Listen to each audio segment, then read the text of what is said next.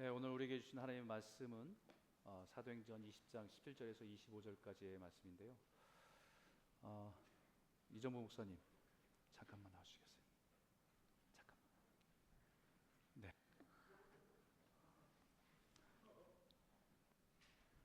아직 다른 게 아니고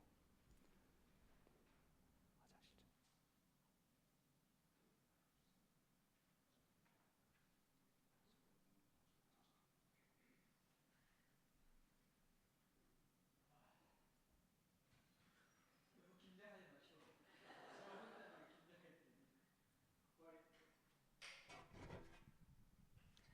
Are you ready to read the Bible?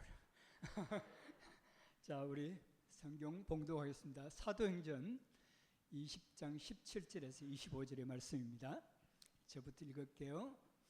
바울이 밀레도에서 사람을 에베소로 보내어 교회 장로들을 청하니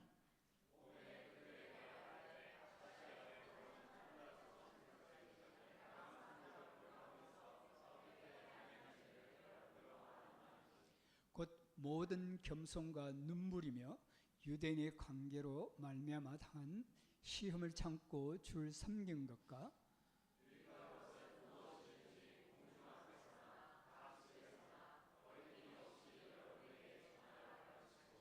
유대인과 헬라인들에게 하나님께 대한 회개와 우리 주 예수 그리스도에 대한 믿음을 정언한 것이라.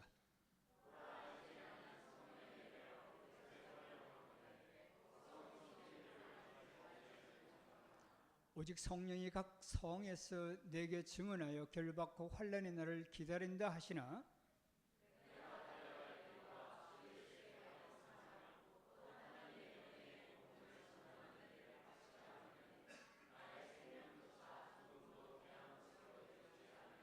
다 같이 읽을까요? 시작. 보라, 내가 여러분 중에 왕래하며 하나님의 나라를 전파했으나 이제는 여러분이 다 내 얼굴을 다시 보지 못할 줄 아노라. 오늘 이 말씀으로 '내가 달려갈 길'이라는 제목으로 말씀을 증거할 때 큰 은혜 받으시길 바랍니다. 나오실 때 우리 뜨거운 박수로 맞이하시기 바랍니다. 아니, 박수를 치란다고 또 박수 치십니까? 죄송합니다. 네, 고맙습니다.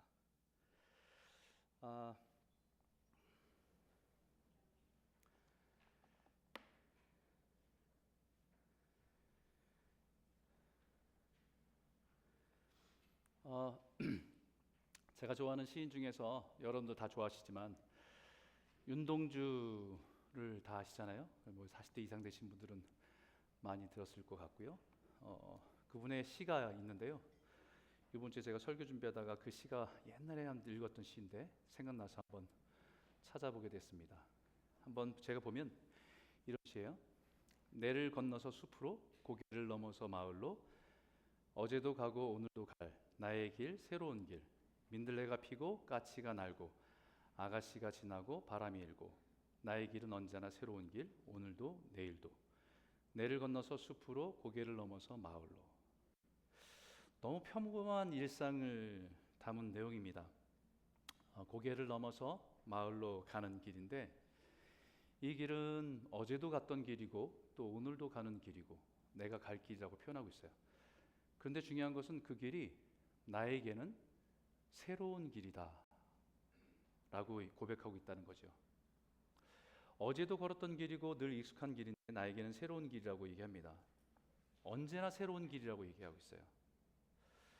이 내용을 생각해 보면서 우리가 살아가는 일상, 우리가 살아가는 인생의 의미를 잘 담고 있지 않나 라는 생각을 해보게 됩니다.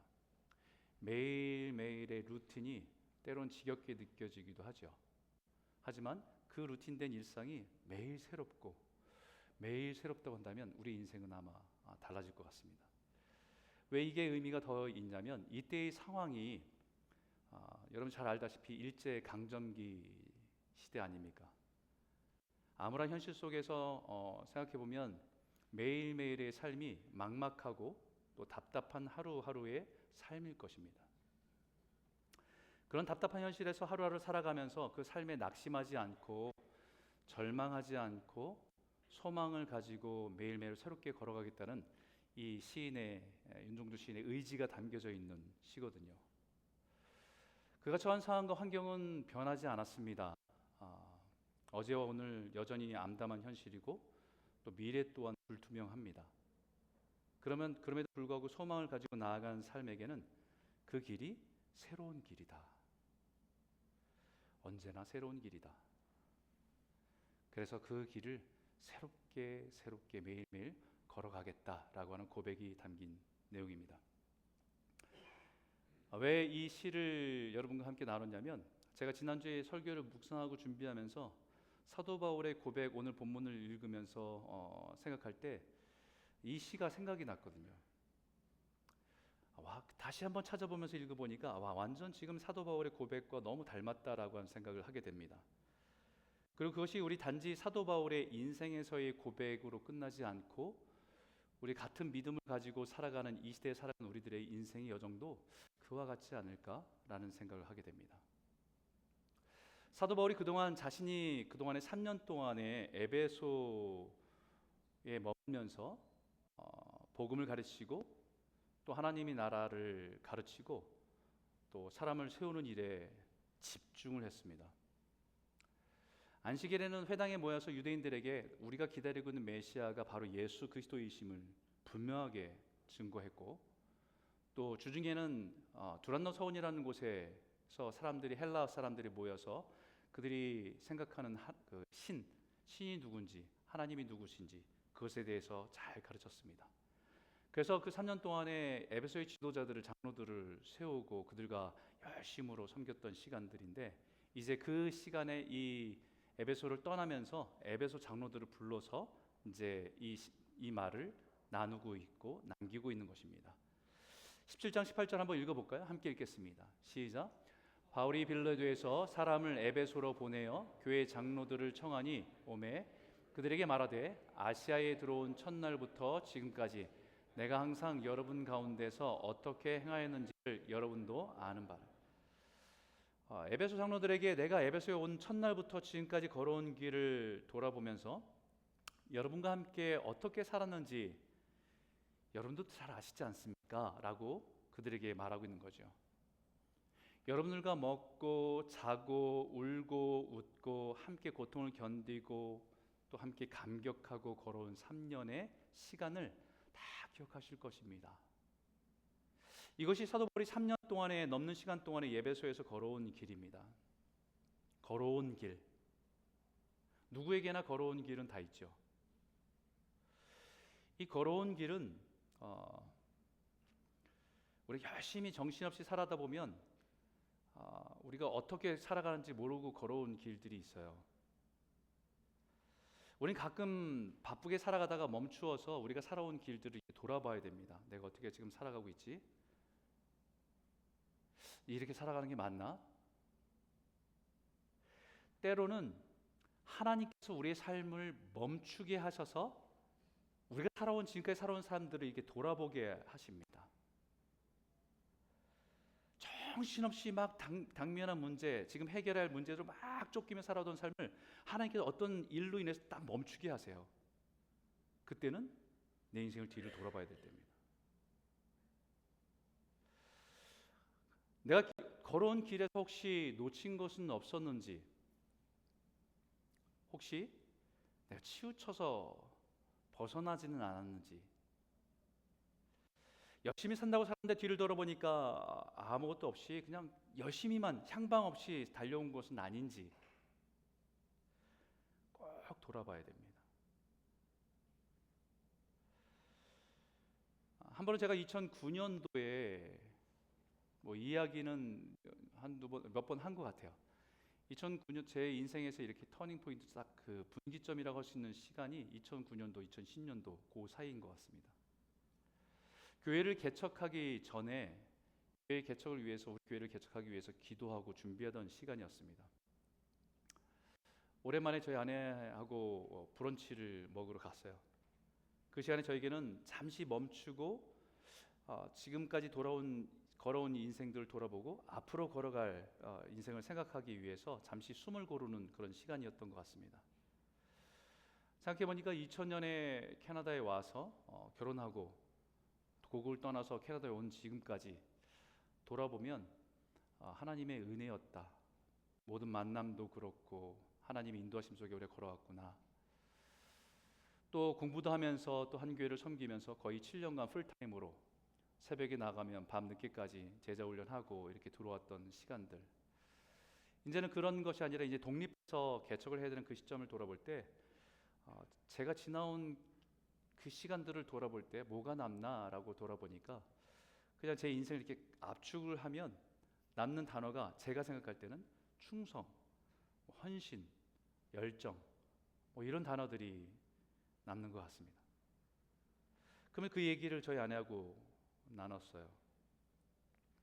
그러고 나서 이제 저희 아내에게 당신은 어때? 라고 물어봤습니다. 그러자 저희 아내가 지난 7년들을 이렇게 돌아보면서 자신의 인생에 남는 거는 기저귀밖에 없다라고 얘기하더라고요. 몇 번 얘기했습니다, 여러분들에게. 혹시나 모르신 분도 있고 그러니까 새롭게 들으신 분도 있는데 저는 그 말에 너무 사실 충격받았어요. 왜냐하면 저는 교회를 섬긴다고 주어진 책임에 최선을 다하고 열심히 달려온 시간들을 돌아보는데 저희 아내는 그 시간 속에서 어린아이들이 2년 터울로 셋이 태어나서 그 아이들을 키우느라고 매일매일 기저귀를 갈면서 살아온 삶을 말하는 것 같아서 전혀 제가 그 부분들을 많이 헤아리지 못하고 달려왔구나 하는 생각이 들어서 너무 미안하고 또 가슴이 아팠습니다. 지난 수년 동안 걸어온 시간들을 돌아볼 때 기저귀밖에 안 남는다는 말이 충격이었지만 물론 그 기저귀라고 하는 그 안에 담긴 의미가 눈물이고 또 외로움이고 지침이고 피곤함일지는 모르지만 그 결과가 오늘 우리 자녀들이 믿음 안에 잘 성장했다라고 하는 열매로 볼 땐 그 의미 또한 의미가 있지 않을까라는 생각을 해요. 이 얘기를 몇 번 했는데 사실은 제 아내한테 늘 미안한 마음을 이렇게 강단에 빌어서 제가 미안한 마음을 표현하고 있습니다.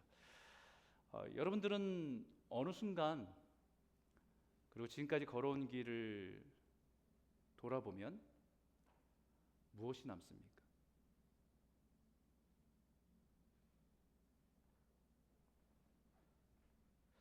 나름대로 충성스럽게 헌신하고 정직하게 진실하게 살아왔다라고 자기 스스로는 판단하지만 나를 지켜본 사람이 그것에 대해서 동의하지 않고 공감하지 않고 인정해주지 않는다고 한다면 내 삶에 이것이 남았습니다라고 하는 것은 어쩌면 위선일 수 있고 가식일 수 있을 겁니다. 내가 걸어온 길에 남는 것은 과연 무엇이 있을까? 사도 바울은 지금 자신이 걸어온 삶에 대해서 남은 열매를 그 장로들에게 이렇게 고백하고 있습니다. 19절과 20절인데 같이 한번 읽겠습니다. 시작.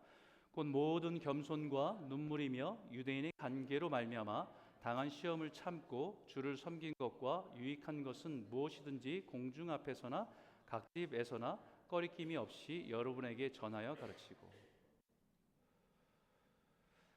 사도 바울이 지금 지난 걸어온 길 에베소에서 3년 동안 그들과 함께 지내면서 그에게 남는 것, 그것은 모든 겸손과 눈물이라고 말합니다. 하나님의 복음을 전하기 위해서 유대인의 미움과 증오를 감당하면서 흘린 눈물이 있었고, 예수 그리스도를 전하기 위해서 내 유익이 드러나지 않고 그들에게 유익되기 위해서 겸손하게 낮아지는 섬긴 삶이었음을 고백하는 겁니다. 자신을 드러내지 않고 오직 예수만 드러나고 인정하기 위해서 자신을 감추는 겸손, 그리고 자신을 향한 미움과 시기 그리고 질투를 넘어서 비난과 적대감에 그것을 참아내며 인내하는 그 눈물로 참아낸 시간들이 있었다는 것을 고백하는 겁니다. 사실 사도 바울은 자신의 인생에 그가 추구하고 싶었던 것은 겸손과 눈물이 아니라 자랑과 영광이었습니다. 빌립보에서 보면 그 말을 표현하고 있죠. 그러나 나도 육체를 신뢰할 만하며 만일 누구든지 다른 이가 육체를 신뢰할 것이 있는 줄로 생각하면 나는 더욱 그러하리니 나는 8일 만에 할례를 받고 이스라엘 족속이요 베냐민 지파요 히브리인 중에 히브리인이요 율법으로는 바리새인이요 열심으로는 교회를 박해하고 율법의 의로는 흠이 없는 자라라고 고백합니다.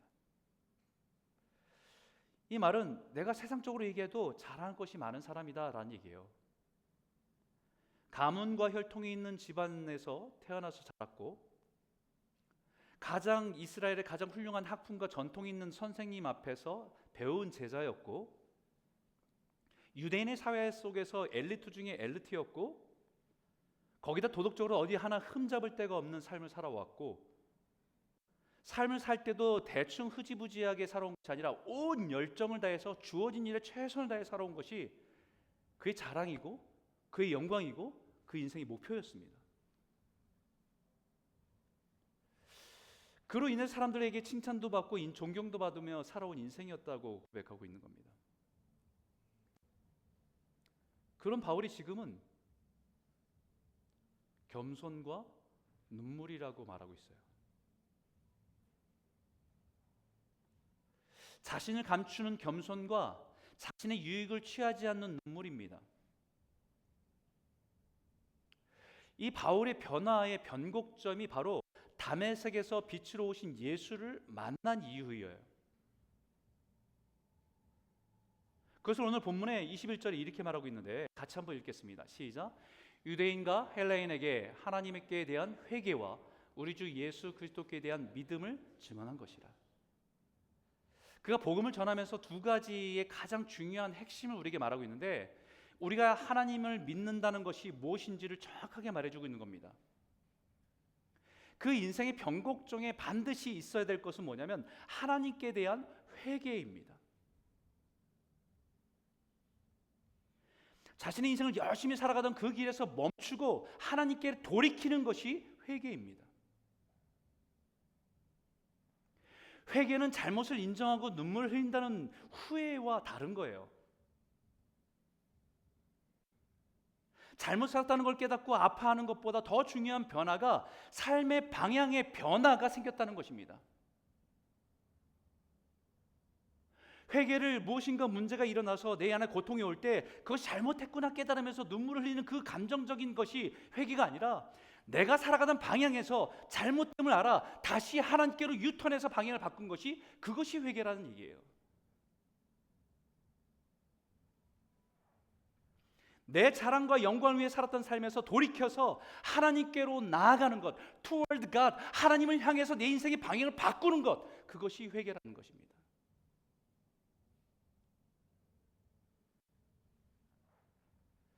그렇기 때문에 회개의 증거는 내 인생의 자랑이 바뀝니다.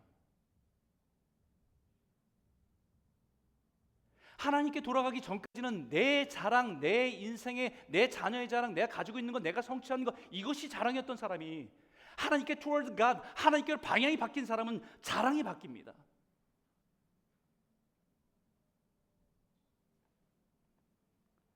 세상에서 영광스럽게 여겼던 것을 오히려 배설물처럼 여기고 자신을 사랑하고 구원하신 예수를 자랑하고 전하기 위해서 흘린 눈물, 나는 감춰져도 주님만 높여지는 것 때문에 내가 겸손하게 그 자리에 내려오는 것, 그것이 자랑이고 그것이 영광이 되는 것입니다. 나는 드러나지 않지만 예수님 때문에 눈물 흘리며 인내하고 그로 인해 주님이 드러나도 기뻐하는 일이 있다고 한다면 그것이 나의 자랑이 되는 것이고 그것이 장차 하나님 앞에서 영광이란 사실을 아는 겁니다.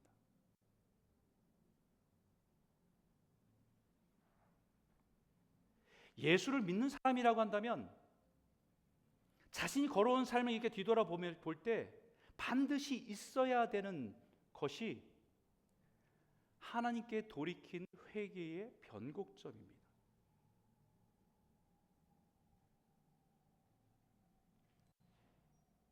이것이 없이는 예수님을 믿는다는 믿음의 길을 온전히 나아갈 수 없기 때문입니다.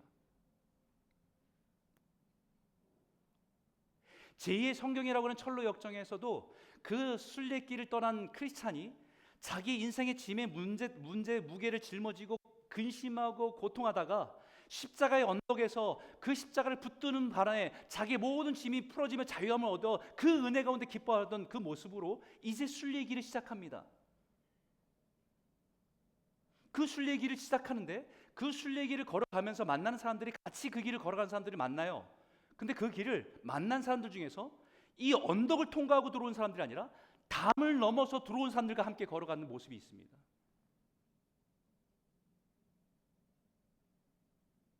예수를 믿는다고 하고 같이 걸어가는 거예요. 그런데 이들은 이 십자가의 언덕에서 내가 죽을 수밖에 없는, 하나님 없이면 안 된다라고 하는 그 믿음 안에서 하나님을 만난 이 변곡점이 없이 그냥 울타리를 들어온 거예요. 어디서 달라지는 줄 아세요? 곤고제라고 하는 이 언덕을 바라보면서 달라집니다. 언덕을 올라가는 길이 언덕이고 힘겨운 길이에요. 근데 그 길이 맞는 길이거든요. 근데 이들은 안 갑니다. 돌아가요.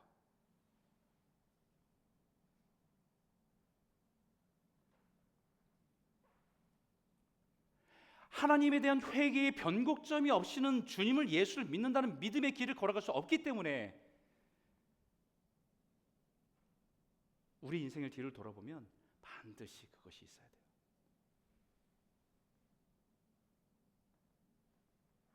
하나님께의 회개가 온전히 이루어져야 예수 그리스도를 믿는 믿음으로 사는 삶이 시작되기 때문입니다. 그러고 나서 우리가 예수 믿는 사람들이 그 길이 우리가 걸어갈 길이에요. 21절 한번 볼까요? 같이 한번 읽겠습니다. 시작. 유대인과 헬라인들에게 하나님께 대한 회개와 우리 주 예수 그리스도에 대한 믿음을 증언한 것이다. 유대인과 헬라인들에게 복음이 무엇인지를 가르치면서 이 중요한 두 가지를 가르칩니다. 하나님께 대한 회개, 그리고 그 다음에 우리가 예수 그리스도께 대한 믿음으로 걸어가는 삶을 예수 믿는 것이라고 가르치고 있는 것이에요. 자신이 걸어간 길에서 만나 하나님께 돌이키는 것이 회개라고 한다면 그 이후에 걸어가는 길은 예수 그리스도께 대한 믿음을 따라 걷는 길입니다. 예수님께서 나는 길이요 진리요 생명이니 나로 말미암지 않고는 아버지께로 올 자가 없느니라 말씀하듯이 예수로 말미암아 걸어가는 길입니다. 믿음은 그 방향대로 흔들리지 않고 걸어갈 수 있는 길입니다. 회개는 내 인생의 방향을 하나님께로 이렇게 방향을 틀었다라고 한다면 우리는 예수를 믿는다는 것은 그 길을 따라서 계속해서 그 길을 따라서 예수님을 향해서 걸어간다는 얘기입니다. 예수님이 내 삶의 주인님을 믿고 의지하며 따라가는 길입니다. 예수님을 믿는다는 것은요, 중요한 것 한가 놓치면 안 되는 게 예수를 믿어 믿음으로 걷는 그 길은 내가 혼자 가는 길이 아니에요. 내 혼자 내 생각으로 걷는 길이 아니라 내 안에 계신 성령님을 따라 함께 걷는 그 길입니다. 사도 바울이 이렇게 고백합니다. 22절 23절. 보라, 이제 나는 성령에 매여 예루살렘으로 가는데 거기서 무슨 일을 당하는지 알지 못하노라. 오직 성령이 각 성에서 내게 증언하여 결받고 환난이 나를 기다린다 하시나. 성령에 매여 살아간다는 얘기예요. 이 말은 성령이 내 삶을 완전히 주관하셔서 내 삶을 이끌어 가시는 것에 우리가 따라가는 삶을 살기 시작했다는 얘기입니다. 내 믿음, 내 마음과 생각을 주관하셔서 그분의 뜻에 따라 살아가고 있다는 거예요. 예수를 믿기로 결정하고 예수를 내 삶의 주로 고백하며 살아갈 때 분명한 변화는 우리 안에 성령님이 들어오셔서 우리를 다스리기 시작한다는 거예요. 성령이 우리 안에 계셔서 하시는 일이 예수를 생각하게 하고 예수님을 바라보게 하고 예수님이 가신 길을 따라 순종할 수 있도록 우리를 이끌어 주시는 거예요.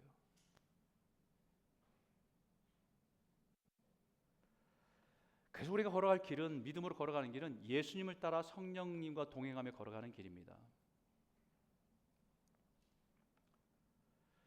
예수를 믿는 믿음으로 살아가는 길에는 고난과 두려움이 없다는 것이 아닙니다. 예수를 믿음으로 산다는 것은 두려움을 넘어서게 하는 힘이 있다는 거예요. 우리 안에 계신 성령님을 따라 산다는 것은 모든 것을 다 알고 이해하고 그 길을 따라간다는 이야기가 아닙니다. 여전히 불안하고 막막하고 두려운 길을 걸어가는 거예요. 사도 바울도 자신의 인생의 방향은 정해졌습니다. 하나님을 toward God, 하나님을 향해서 살기로, 그리고 하나님의 부르심을 따라 살아가기로 결정해서 그 방향대로 살아가고 있습니다. 예루살렘을 향해서 나아간다고 얘기합니다. 예수를 따라 예수를 전하고 순종하며 살아간다고 얘기합니다. 그러나 그 길에서 무슨 일을 당하게 될지는 모른다.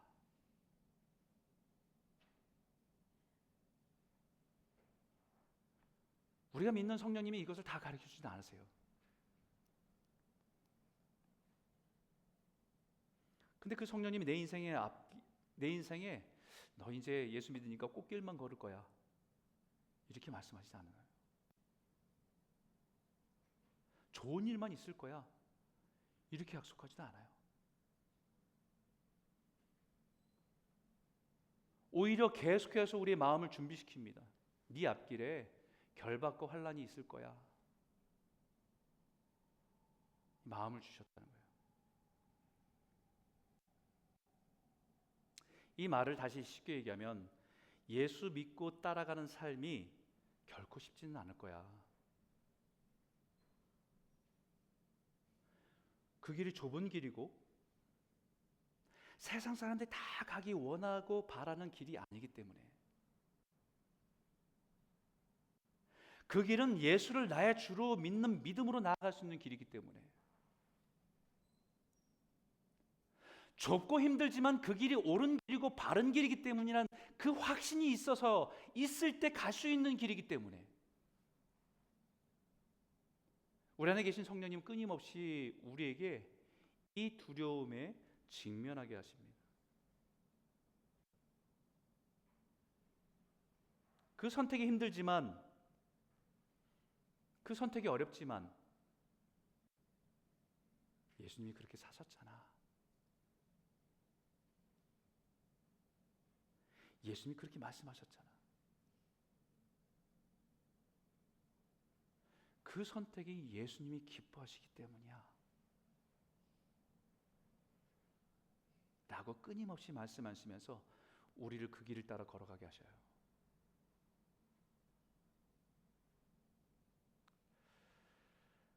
사람들은 그 길을 두려워합니다. 결박과 환란이 기다린다고 하는데 두려워하지 않을 사람이 누가 있겠습니까? 뻔히 내 자존심이 상하는 일인데, 내가 손해보는 일인데, 당장은 억울한 일인데 두려워하지 않을 사람이 누가 있겠어요? 정말 중요한 걸 놓치고 있는 것은, 그 길이 좁고 어렵고 힘든 일이지만, 예수님을 따라가는 것이 쉬운 일은 아니지만 분명하게 말하고 있는 것은 성령님이 함께 하신다. 결박과 환란이 아니라 주님이 나와 함께 하신다는 그것이 은혜이고 즐거움이고 기쁨이라는 사실을 놓치지 말라는 겁니다. 사망의 음침한 골짜기를 걸을 수 있는 것도 사망의 두려움, 어둠의 막막함, 하나도 알 수 없는 무지의 상황이지만, 그럼에도 불구하고 그 길을 걷게 하시는 것은 나와 함께 하신 주님이 동행하시기 때문입니다.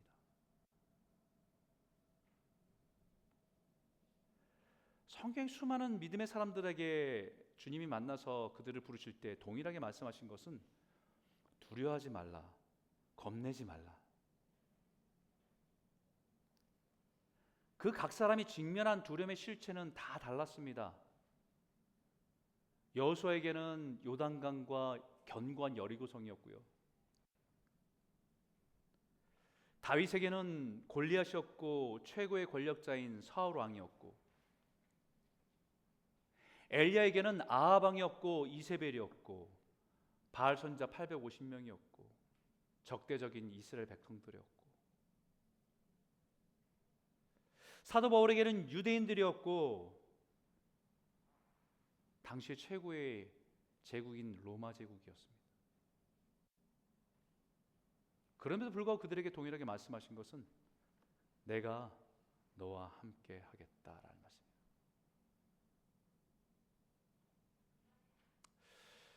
우리는 예수를 믿으면서 살아갈 때 우리 각 사람의 인생에 직면하게 되는 두려움들이 다 있죠. 아마 같은 사람들은 많이 없을 겁니다. 어떤 사람은 경제적인 문제 앞에, 어떤 분은 자녀의 미래 앞에, 어떤 분은 건강의 문제 앞에 수많은 우리의 두려움들과 직면하게 하여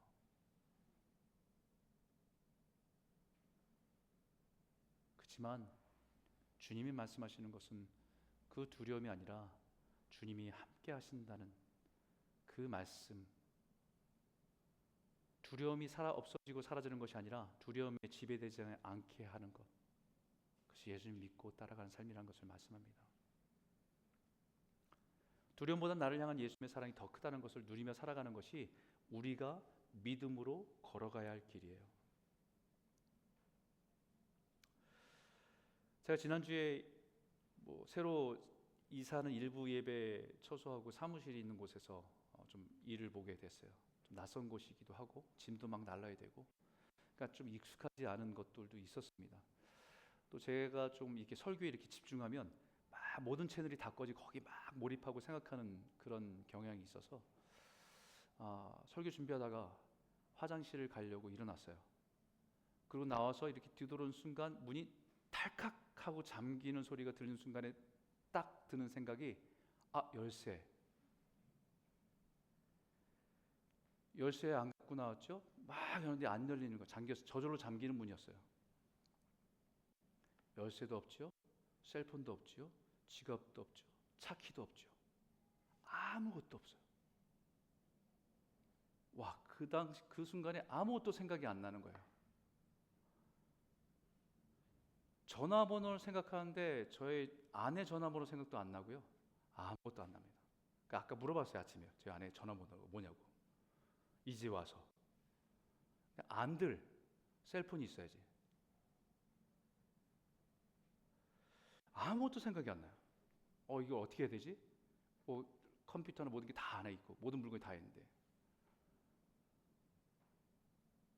그래서 그 건물 밖으로 나왔습니다. 건물 밖으로 나니까 공사하는 현장에 있어서, 공사하는 현장에서 돌아보니까 철사가 있어. 철사 하나 줍고 쇠 같은 거 하나 주워갖고 올라갔어요. 막 그거 열어보려고 막 하는데 그 순간 이게 도둑인가 이게. 너무 난처하고 힘들었습니다. 정말 막막했어요. 그 순간에 잠시 멈춰서 기도했습니다. 하나님, 어떻게 될까요? 어떻게 하면 좋습니까? 집까지 걸어가야 될까요? 아니면 어떻게 될까요? 그때 제 마음이 주신 생각이, 이 사무실 열쇠를 가지고 계신 분이 우리 유기룡 권사님이신데 생각이 난 거예요. 거기서 한 2km 정도, 1km, 2km 정도 되는 집이 있으니까 그 집에 가서 권사님 만나면 되지 않을까? 근데 거기 그 집이 개인 하우스도 아니고 콘도인데 간들 만날 수 있을까? 몇 층인지는 아는데 그 정확하게 번호도 생각도 안 하잖아. 가서 낮에 집에 계신다는 보장도 없는데 너무 막막한 거 아닌가? 근데 마음이 너무 편한 거예요. 그날 아침 묵상한 말씀이 빠른 길이 아니라 바른 길이라고 했는데, 그래, 당황하지 말고 좀 걸어보자. 기도하면서 걸어보자. 생각하고 기도하면서 주변도 좀 살펴보고, 이 사무실에 있는 우리 교회가 이쪽으로 이사 오게 되는데 이 동네가 뭐가 있는지 좀 살펴보고 천천히 걸어보면서 기도하자. 그래서 이렇게 막 천천히 올라갔어요. 올라가서 콘도에 도착해서 정문 게이트에 혹시나 그 영문 이름으로 라스트 네임이라도 있으면 누르면 되니까. 근데 거기엔 전혀 번호만 있지 아무것도 써 있지 않습니다. 그래서 거기에 2층에 201 눌렀고, I'm looking for my friend. I'm sorry. 202 또 눌러보고, 두세 집 누르고 있는데 그 순간에 왼쪽에서 권사님이 걸어서 이렇게 들어오시는 걸 딱 보고요. 그 순간 저는 그 권사님의 얼굴에서 주님의 얼굴을 봤습니다. 너무너무 감사해서. 어떻게 보면 작은 해프닝이지만 내 안에 계신 성령님을 의지하고 따르는 순종, 그 안에서 내 삶의 내 인생을 주관하신다는 것을 느끼는 기쁨이 있었어요. 만약에 그냥 내 힘으로 뭔가를 막 풀어가고 하려고 했으면 얼마나 많이 복잡해졌을까. 주님을 따라가는 길에 어려움과 고난과 환난이 없지 않습니다. 오히려 세상이 넓은 길을 따라가지 않고 좁은 길을 가는 길이기 때문에 어렵고 힘들고 피곤하고 지치는 길이에요. 그런데 우리가 정말 놓치지 말 것은요, 그 시간에 나와 동행하시고 함께 하시는 주님과 함께 걷는 기쁨과 즐거움이 있다는 겁니다. 그 주님, 우리가 걸어갈 길이 되어주신다는 것을 잊지 마십시오. 우리가 걸어갈 길, 주님과 동행하는 길.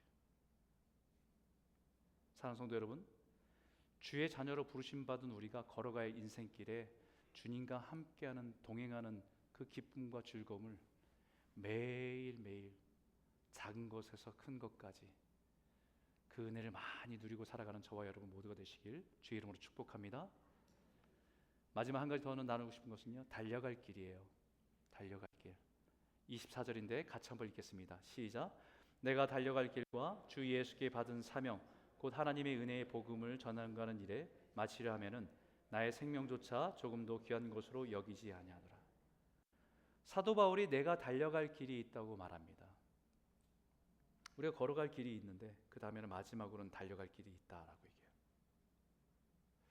그 길은 예수님께서 자신에게 주신 사명의 길을 따라 살아간 길이에요. 이 길은 마쳐야 되는 길입니다. 시작을 했으면 마쳐야 되는 길이에요. 완수해야 되는 길입니다. 근데 이 길을 걷는 길이 아니고 달려야 할 길이라고 분명히 말합니다. 달려야 하는 이유는 급하기 때문입니다. 다른 것에 관심을 두고 마음이 뺏기는 것을 경계하기 위해서 달려가는 것입니다. 이 달려갈 길이라는 단어가 드로모스라고 하는 단어인데, 이 단어가 고대 헬라 스타디온의 그 경기장의 트랙 경기, 이 트랙을 얘기할 때 이 단어를 씁니다. 마치 기나긴 마라톤, 인생의 마라톤 경주를 하고 이제 이 스타디움에 들어와 마지막 이 트랙의 경주가 남은 상태를 얘기하는 겁니다. 체력은 거의 고갈된 상태지요. 인생의 경주를 시작할 때 모든 에너지와 모든 젊음과 모든 열정과 모든 걸 다 소비한 상태입니다. 그런데도 불구하고 이 마지막 트랙에 들어온 것이지요. 이 마지막 트랙에 들어와서는 피니시 라인을 보면서 모든 힘을 모아서 달려갈 길이라는 것을 말씀하고 있는 거예요. 왜 달려가야 되냐면 내 마음과 시선이 다른 것에 빼앗기면 안 되기 때문에 다른 곳에 시선을 빼앗기지 않고 그 골라인을 향해서 모든 감각과 힘을 집중해서 달려가야 하는 길이기 때문에 말씀하는 겁니다.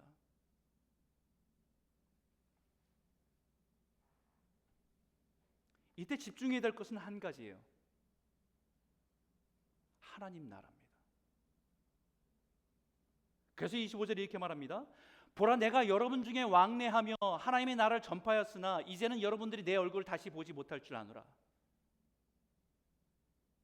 이 달려갈 길은 사명을 가지고 하나님의 나라에 집중하는 길입니다. 예수님께서 내 인생에 찾아오셔서 회개하라, 천국이 가까웠느니라, 회개하라, 하나님의 나라 가까웠느니라는 말씀으로 우리를 붙들어 주셔서 하나님의 자녀가 되게 하셨고 내 안에 하나님의 통치가 시작되게 하신 것이 예수를 믿는 것이에요.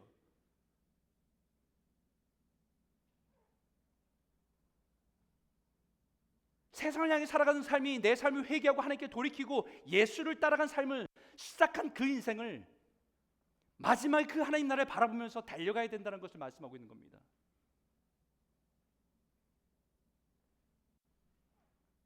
그 순간에는 세상의 마음이 빼앗기지 않고 오직 우리에게 약속하신 그 하나님의 나라를 바라보며 달려가야 되는 길이에요.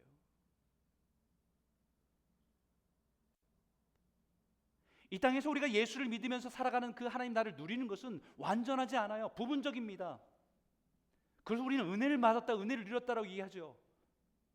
근데 그 나라는 페이스 투 페이스로 주님을 보고 그 은혜 가운데 완전한 하나님 나라 가운데 들어가는 거잖아요. 그래서 히브리서에 이렇게 말합니다. 같이 한번 읽을까요? 함께 읽겠습니다. 시작. 이러므로 우리에게 구름같이 둘러싼 허다한 증인들이 있으니 모든 무거운 것과 얽매이기 쉬운 죄를 벗어버리고 인내로써 우리 앞에 당한 경주를 하며 믿음의 주요 또 온전하게 하시는 이인 예수를 바라보자. 그는 그 앞에 있는 기쁨을 위하여 십자가를 참으사 부끄러움을 개의치 아니하시더니 하나님 보좌 우편에 앉으셨느니라. 믿음의 장이라고 하잖아요, 그렇죠? 마치 경주를 마무리하는 모습을 말합니다.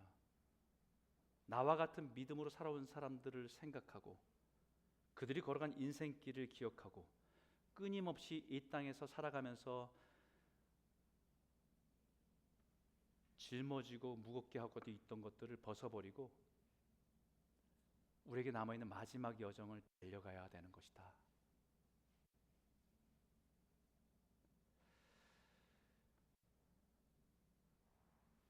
우리가 인생을 살아가면서 주님 앞에 더 가까이 가면 갈수록 목표가 더 선명해져야 돼요. 우리 영적인 시선이 오직 예수를 바라보며 나아가는 것입니다. 마지막 마라톤 선수가 모든 코스를 마치고 마지막 스타디움에 들어와서 그를 맞이하는, 그를 바라보면서 힘내라고 외치는 군중들과 그 보좌에 앉으신 우리의 왕, 우리의 주, 만왕의 왕 되신 그 예수를 바라보며 자기의 모든 힘과 모든 걸 집중해서 달려가야 할 길이라 말씀하는 거죠.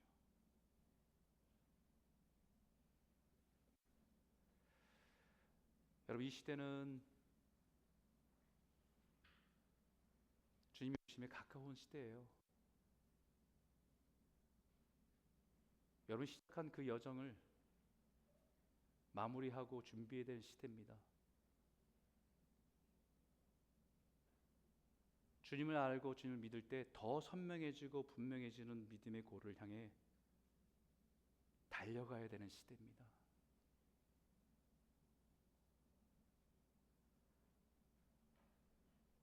사랑하는 성도 여러분,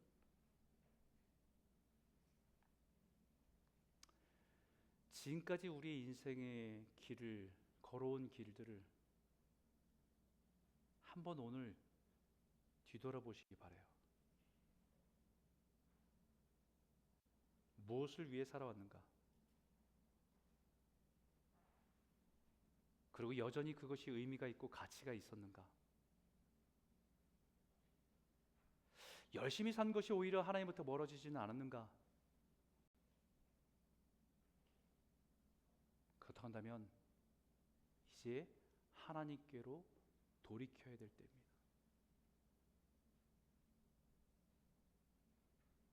돌이키지 않고 예수를 따라갈 수 없습니다. 예수를 믿는 믿음으로 걸어가고 있습니까? 열심히 살면서 예수를 위해 살고 고개를 들면 예수님이 보입니까?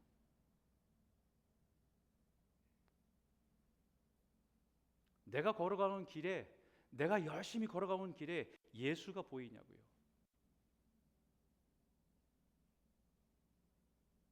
주님의 말씀이 내 인생의 내비게이션입니까? 왜 일로 인도하지 오늘은?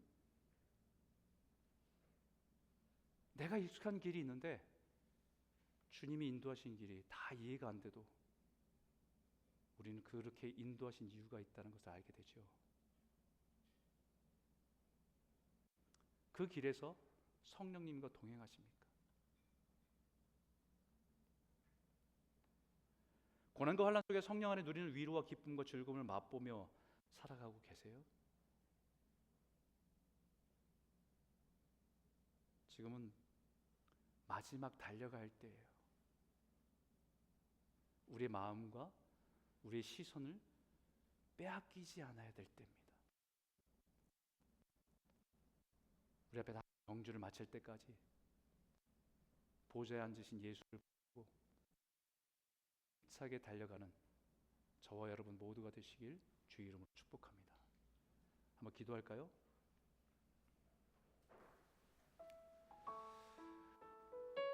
오늘 이 말씀을 가지고 한번 깊이 한번 돌아봤으면 좋겠어요. 하나님, 우리의 인생, 우리가 걸어온 인생길을 돌아보게 하여 주십시오. 열심히 살아온 인생이지만 내 안에 내 인생에 하나님이 없다면 그것이 헛된 인생임을 깨닫게 하셔서 지금이라도 하나님께로 돌이키게 하여 주십시오. 예수를 나의 주로 고백하며 믿음으로 살아갈 때에 우리 안에 계신 성령님을 따라 날마다 순종의 길을 걷게 하시고 내 기분, 내 생각, 내 경험, 내 감정이 주인 되지 않도록 주님의 말씀이 우리를 이끌어 예수님께로 더 가까이 나아가게 인도하옵소서. 마지막 세대를 살아가는 우리가 이제는 세상의 눈과 마음을 빼앗기지 않고 오직 나를 부르신 예수, 다시 오실 예수, 만왕의 왕이신 예수를 바라보며 달려가는 성도로 설 수 있도록 인도하여 주시옵소서. 우리 한번 같이 한번 잠잠히 기도하면서 주님 앞에 나아가기 원합니다. 함께 기도하겠습니다. 하나님 아버지 감사합니다. 하나님 아버지 오늘